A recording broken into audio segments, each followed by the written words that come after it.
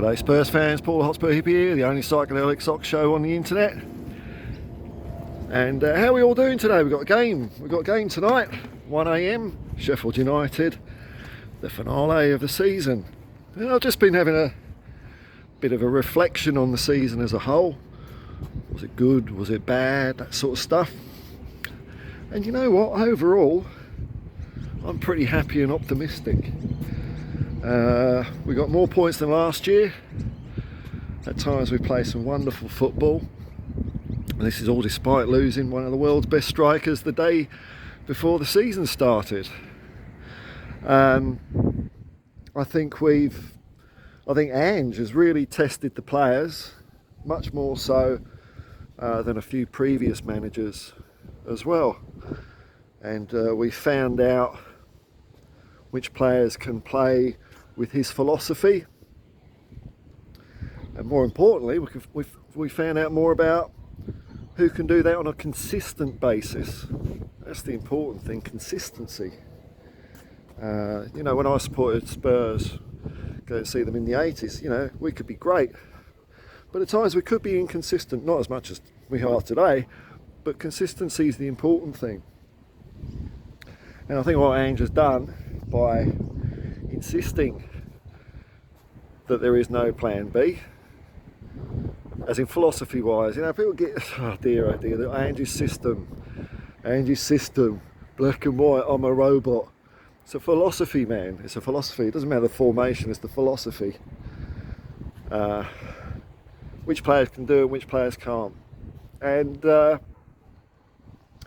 times I think, you know, because he's tested players, there's no doubt, I think that's it's definitely cost us points during the season, definitely. We've lost games where people would be scratching their heads a bit at the team selection. But it's a rebuild job. It's not a papering over the cracks job like Tottenham has been doing for the last, I don't know, 6 years or something like that. If a player's not good enough, okay, we'll adapt how we play to suit you, or we'll play you in a different position and work around you. And sure, that might get you games here and there, but in the long term, you can't improve from that. That's the best as you can get. That's the best you get, man. So we're like in Antonio's first season, which was a miracle. And we got 71 points in 4th place, but there's no scope for improvement above that without a huge turnover, you know, no scope for improvement, because we adapted a bit to players' limitations. Whereas this season, 63 points, and maybe another 3 points on offering tonight against Sheffield United, which is good. We could finish on 66. I mean, that's a great first season, considering how it's been approached, putting players under stress and pressure to see you can cut it. And some have passed, some have got question marks, and some have failed. So for example, you know, I've mentioned this a few times, but it's an example, and people saying, why put Emerson Royale at left back? Why put Emerson Royale at left back? Well, we've got to see if he can do it, haven't we? You know, he's on the team sheet as a fullback. Surely you should be able to play a fullback in a fullback position. You know, that's his squad job. And when you play him, you make him to play Ange's way, running up the pitch, not just playing like a standard fullback. Yep, that's cost us points. I'm not denying team selection at times has cost us points for sure. But how do you find out what you got unless you see what you got? You know?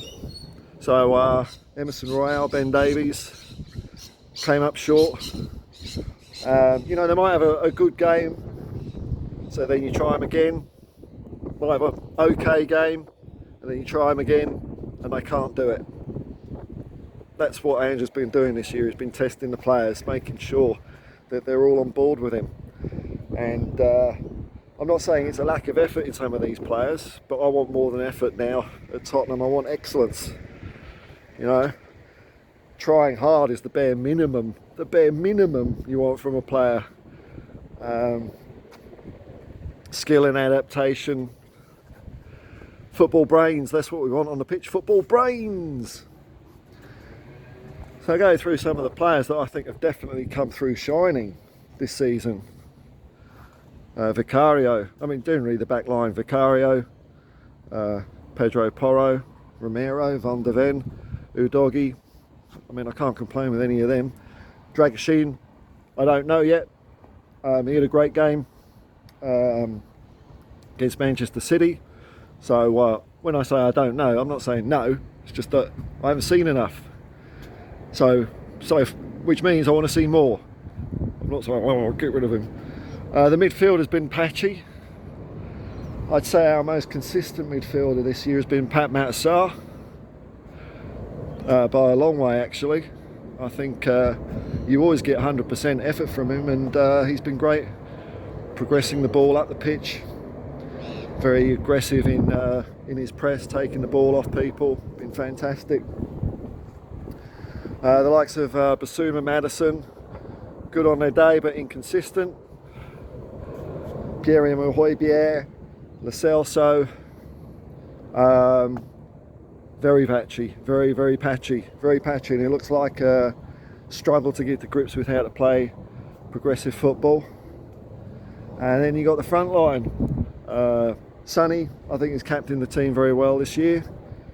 I think he's had a good season. He's been, you know, a lot of the time he's had to play in the middle, which is not his natural role, but you put him out on the wing, not a problem. He was so good against Manchester City, they put 2 or 3 players on him at one point. You know, that's what they had to do to ensure Son couldn't do his magic.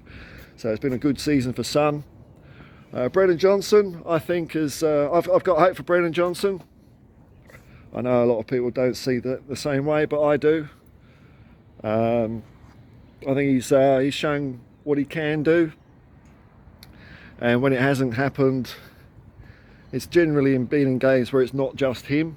So, you know, I'll give him the benefit of the doubt at the moment. Kulusevski, 2 pretty average seasons, you know, not convinced. Richarlison, hey look, he's had a hell of an improvement, bit injury prone.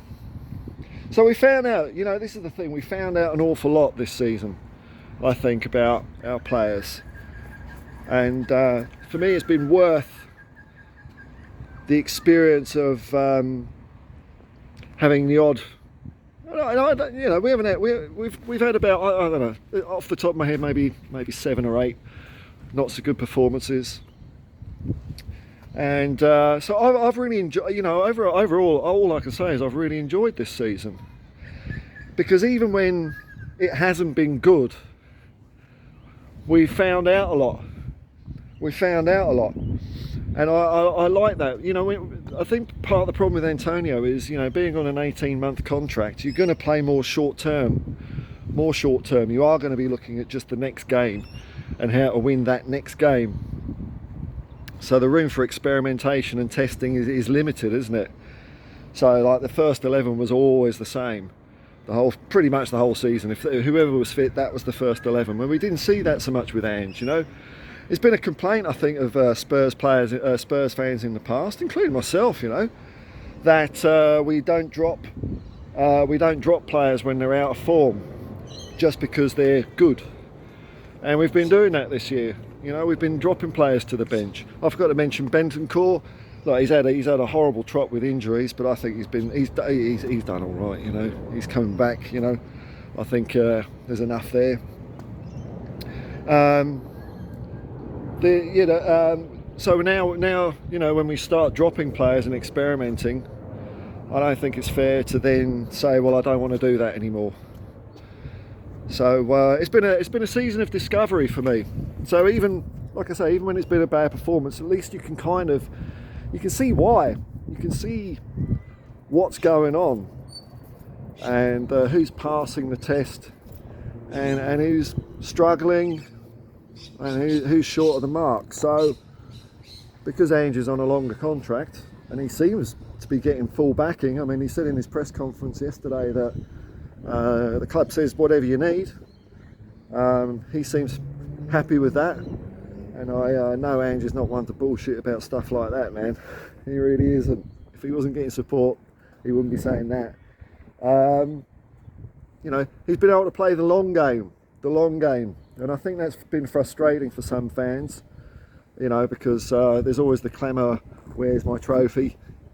And we're trying to build something a bit longer term here. So, you know, we could have gone balls all out for one Carabao Cup, but then what do we find out, you know, for next year?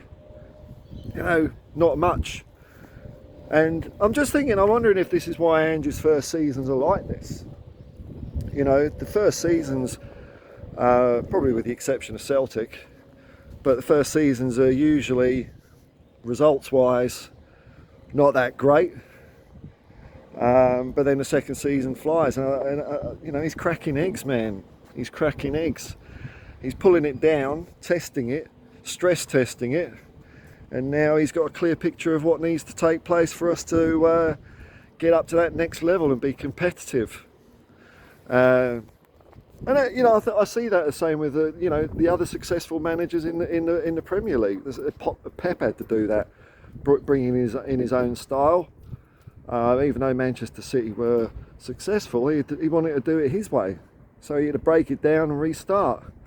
Klopp at Liverpool, Arteta.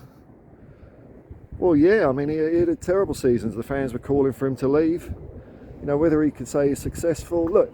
At least he can say he's built a competitive Arsenal team, and you know, we're all up against Manchester City, which are a team of cheating robots with limitless funds. You know, it's like playing against a genie, isn't it? It's just ridiculous.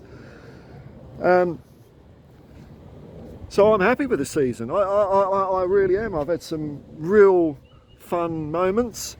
I've had some frustrating moments, but I can see what's happening. I can see the end goal here, and I think that Ange has been able to do that. He must. I'm sure he must have had some commitment from the board. That, you know, obviously, if you miss out Champions League, you've still got your job, which seems to be a bit of a problem with Tottenham in the past. We've usually ditched managers when they failed that. But what happens? You get Champions League, and then next season you're not very good. You don't build on anything, perhaps because you don't know what to build on.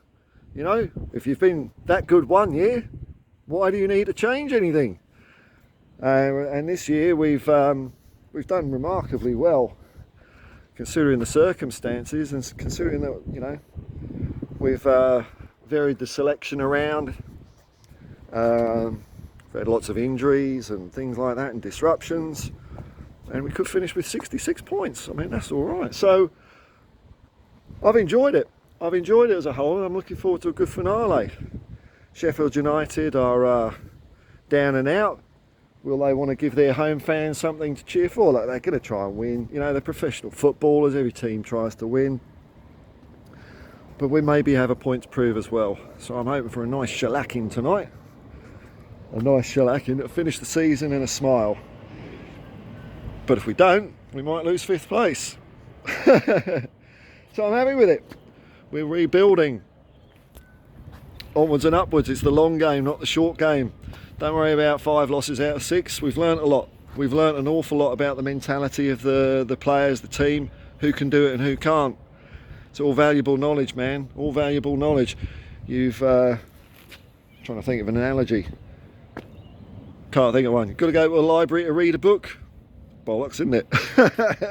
Anyway, I hope you're all well. I hope we all enjoy the last game together. And come on, you Spurs. Peace and love, man. Come on, you Spurs.